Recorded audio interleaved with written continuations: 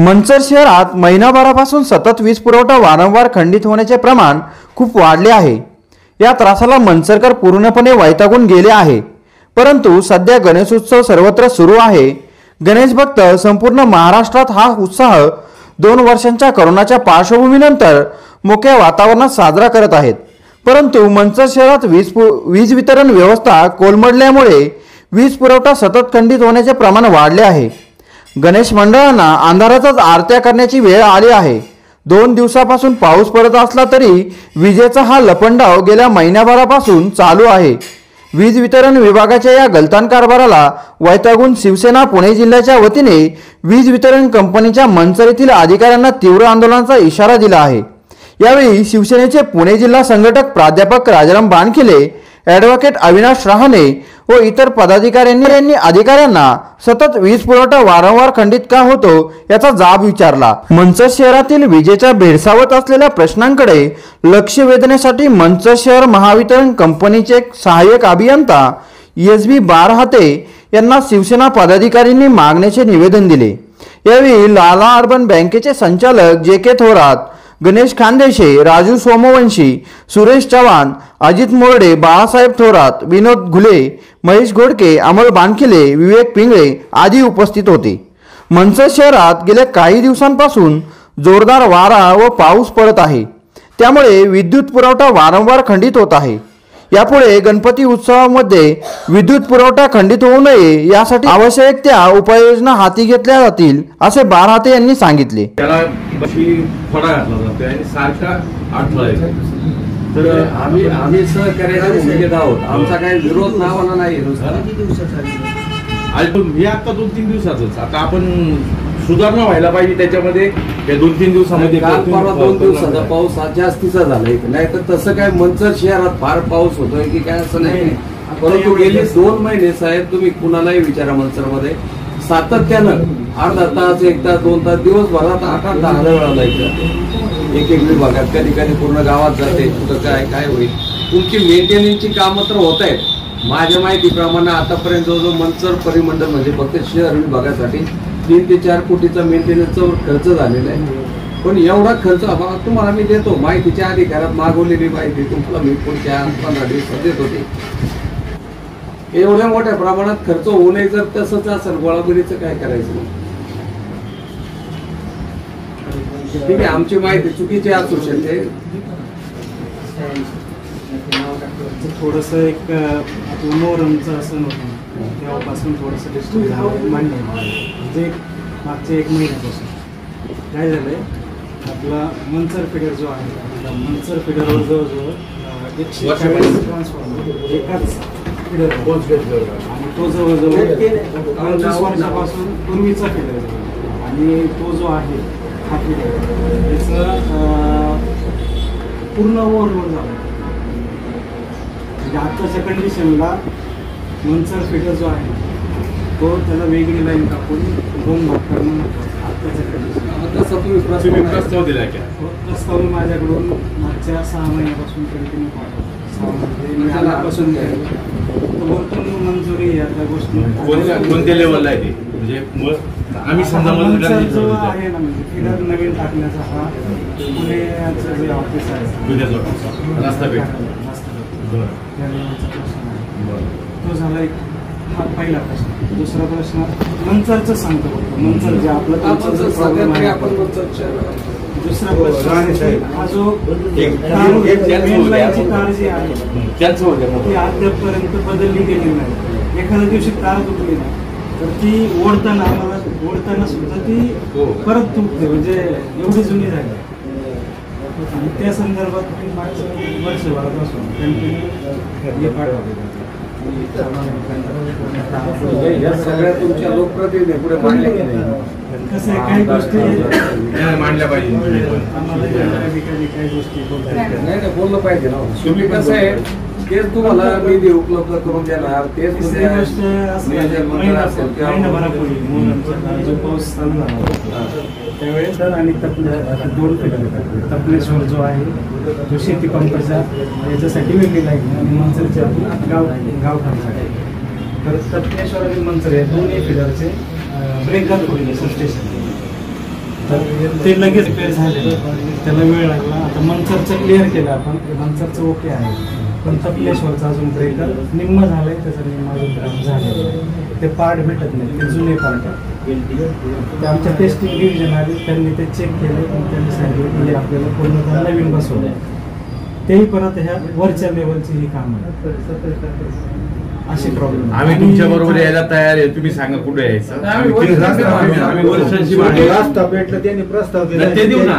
तुम्ही सांगा तुमची कॉपी, तुम्ही ते जे फॉरवर्ड केला असेल त्याची कॉपी द्या, आम्ही त्याच्या पाठीमागे मंचर आणि कपलेश्वर जो फिडर आहे काही ठिकाणी एकाच पोलवर लाईन, म्हणजे ती लाईन जरी बंद पडली आपल्या मंचर लाईनला काहीच प्रॉब्लेम नाही, म्हणजे फॉल्ट नसतो. अवसरीला पण प्रॉब्लेम येणार आहे का? पत्रकार स्वतः अवसरीचं रात्रीचं 9:15 बंद केलं होतं, त्या लाईन जवळजवळ त्या जवळजवळ लाईन आहे, त्यामुळं फक्त रात्री मंचर आपलं बंद केलं. रात्री 9:30च्या आसपास ते होतं बंद केलं. लाईट सारखी चालू आहे. त्याला सगळ्यात वरिष्ठांनी सुद्धा इथं लक्ष का दिलं पाहिजे. आज जे काय तुमचं उत्पन्नाचं साधन आहे, सगळ्यात मोठा रेव्हेन्यू तुम्हाला मिळतो तो मंचर शहरात मिळतो. बाकीचा रुरलचा भाग पाहिला, ऍग्रीचं असेल किंवा इतर जे काय असेल घरगुती वीज वेळाचं मीटरचं ग्राहक संख्या आणि ते उत्पादन, आणि मंचर शहरातले तुम्हाला इंडस्ट्री असेल किंवा आमचे व्यावसायिक असतील आणि घरगुती कस्टमर सुद्धा बऱ्यापैकी रेव्हेन्यू देतात. मग जर आपण उत्पादन क्षमतेचा विचार केला, तुम्हाला जिथं सोर्सेस आहेत, आपलं सगळं मेंटेनन्स भागवलं जातं, अशा ठिकाणी पहिलं लक्ष वरिष्ठांनी दिलं पाहिजे. तुम्ही सतत पाठपुरावा आणि तुमच्याच्यानं समजा कुठेतरी तुमची ताकद कमी पडत असेल, तिथे लोकप्रतिनिधी आहेत, आमच्यासारखे सामाजिक चळवळीत इतर पक्षांमध्ये काम करणारे कार्यकर्ते आहोत, आम्हाला सांगितलं तर आम्ही जोर लावू शकतो ना आमच्या याच्यावरती. आमची मदत काय पाहिजे ती सांगा, आम्ही मदत करतो. आम्ही आरोपीच्या पिंजऱ्यात उभं करत तुम्हाला आंदोलन आम्ही मोठंच केलं मजबूर आहे ते समजू शकतो, पण आपण एकत्रित आहोत. कुठेतरी वरिष्ठ लेवलला प्रश्न मार्गी लावला पाहिजे, भांडलं पाहिजे, संघर्ष केला पाहिजे. बरोबर. आणि तुम्ही माहिती दिली नाही तर आता तुम्ही बोलताय तेव्हा आम्हाला समजतंय की ह्या तारा जुन्या झाल्या, फिडरची क्षमता वाढवली पाहिजे. 6 महिन्यापूर्वी तुम्ही प्रस्ताव दिलाय, हे फक्त आज आता इथे समजतं. हे जर तुम्ही किमान आम्हाला, हे पत्रकार आहेत, पत्रकारां थ्रू जरी केलं तरी समाजापर्यंत पोहोचतं. आम्ही तेच उचलतो आणि मग भांडायला सुरुवात करतो. त्या तारांची काय कॅपॅसिटी आहे? नाही, तारा टिकाऊ त्यांना लाईफ असते. किती लाईफ आहे त्याची? आणि किती वर्ष साधारण आपला मंचर शहराचा एक वर्षभरापर्यंत म्हणजे मागचा अभ्यास केला, साधारण 1 कोटीपर्यंत 1.25 कोटीपर्यंत आपली बिलं निघायची लाईट. आता जवळजवळ 1.5 आसपास आहे, तेवढं लोड वाढलं. सध्या बिलाचं एक तुमचं जे 20 कट करायचं काम आहे, त्याला काही लिमिट दिले का? 1500च्या पुढे बिल गेलं की लगेच कट करायचं? कारण सध्या तर तसं चाललंय, म्हणजे वीज ग्राहकांची कॅपॅसिटी नसताना ती हे करतायत, जास्त युनिटनी बिलं वाढतायत. नाही, जी बिलं चुकलेली आहेत ना ते आपण दुरुस्त करून देतोच आहे. मी तर माझ्या परीने इथूनच बऱ्याच लोकांना दुरुस्त करून आणि साहेब तो प्रकार असा आहे की त्यांची जी रिडिंगची एजन्सी आहे ना, तो झाला डॉन. पुण्यात बसून इथं पोरं हँडल करतो, ते त्यांना वाली नाही, त्यांनी परस्पर आणि त्यांना यांचे वरिष्ठ अधिकारी पाठीशी घालतात. आणि त्यांच्या नुसत्याच कंप्लेंट आहे, त्यांचा नियम असा आहे, त्यांच्या जर 2 कंप्लेंट झाल्या तर त्यांना घरी बसवायची यांना अथॉरिटी. म्हणजे त्यांच्या त्या 2-3 भरपूर कंप्लेंट झाले तरी ते काय त्यांच्यावर काही कारवाई करत नाही. मॅनेज कार्यक्रम अंदाजे बिल कंट्रोल यांच्याकडे नाही. गेट में सगळं ठीक आहे. आता तात्पुरतं ठिकाण आहे ना, काय झालंय 2 वर्ष कोरोनामुळे लोकांना आनंद उत्साह घेता आला नाही.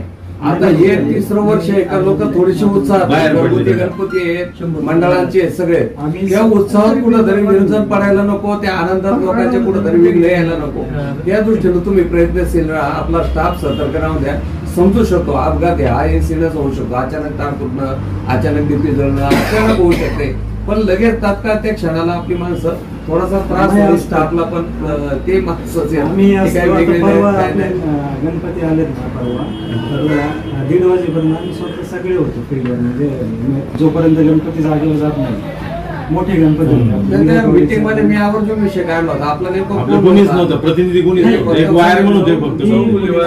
मागच्या वर्षी होते तुम्ही meeting ला. ज्युनियर इंजिनियर कोणते? नाही, यावेळेस कोण इंजिनियर इंजिनियर तरी पाहिजे ना. ते वायर कुणीच नव्हतं. अधिकारी आले तर किमान चर्चा करता येते, प्रश्न सुटतात तिथे. नाही, मीच मुलीला दवाखान्यात साहेब मला एक म्हणायचं, शेतकऱ्याची अवघड परिस्थिती, अर्ध्या सरीत पाणी गेलं की लाईट जाते, अर्ध्या सरीत पाणी गेलं की लाईट जाते, मिळतच नाही. एवढा मोठा प्रॉब्लेम आहे आमच्या इकडं शेतामध्ये आणि आता पाणी नेमकं- भरायला 10-5 मिनिटाला लाईट कुठे जाते. ते? तपलेश्वर फिल्ड.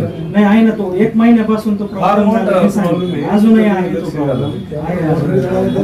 त्यात सुधारणा करायचा प्रयत्न करा. त्या प्रॉब्लेम मुळे तुमचं झालं. तुम्ही काय करा? आमच्याकडे मोटर एवढं मोठं तुमचे नुकसान जे काय चावक हे आहेत ना पत्र व्यवहार, त्याचे एक एक print आम्हाला प्रतिनिधी का माहितीच्या आधी घरात मागू तुमच्याकडे ते. पण ते पण करताय तसं काय नाही. ऑफिसला आम्ही तुम्हाला- जातो स्वारगेटला बाहेर जर तुमच्या मोर्चा रास्ता भेटेल, त्यांच्यावर घेऊन जाऊ. 6 महिने जर तुमच्याकडे येऊन पडलेले पेपर आहेत तर तुम्ही जर काय हालचालच करत नसाल, 6 महिने जर ते लक्ष देणार नसतील अशा मोठ्या शहरांमध्ये का जिथे तुम्ही म्हणता तिथं बाबा एवढा रेव्हेन्यू वाढलाय आता या संदर्भात तुम्ही पहिली एकदा मिटिंग लावली होती मंचर ग्रामपंचायतच्या हॉलमध्ये. तिथं सगळ्यात जुन्या काही तक्रारी पुढं खोल वापरे झाले, पुढं तारा जुन्या झाल्या, त्यानंतर तहसीलदार आणि NSCB आम्ही यांच्यावर होते, पण त्यानंतर पुढं काहीच कार्यवाही नाही त्या बाबतीत. नाही, मी नव्हतो. नाही तुमच्या पूर्वी सुद्धा म्हणजे फक्त लोकांना दाखवण्यासाठी एक तुम्ही फक्त तक्रारी स्वीकारताय, त्याच्यावर कार्यवाही अंमलबजावणी काही होत नाही.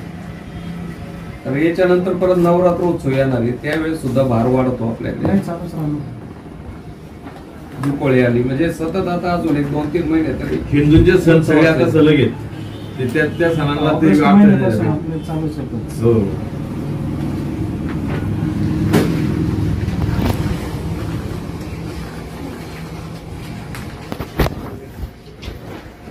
जाऊ दे ना, ते निवांत द्या आम्हाला काढून. आता आमचं निवेदन घ्या, तुम्ही रात्री जसं रिटर्न जसं हे तयार केले का? आम्हाला लेखी आता द्या तुमच्या सैनिक. म्हणजे की आता सगळं काही गोष्टी एकदम डिटेल नाही जात आहेत, पण एक नाही, जे तुम्ही आम्हाला दिलं ते द्या ना. WhatsApp वर सुधारणा दिलं. करू. सुधारणा होणे जरूर. एवढ्या संदर्भात या, बाकीचं काय डिटेल मध्ये नका देऊ आम्हाला. याच्यावर पोच द्या, याच्यावर पोच द्या, हे पण तुम्हाला निवेदन देतो. राणे साहेब बाहेर गेलो बाहेर घ्यायचं का? मागे इकडे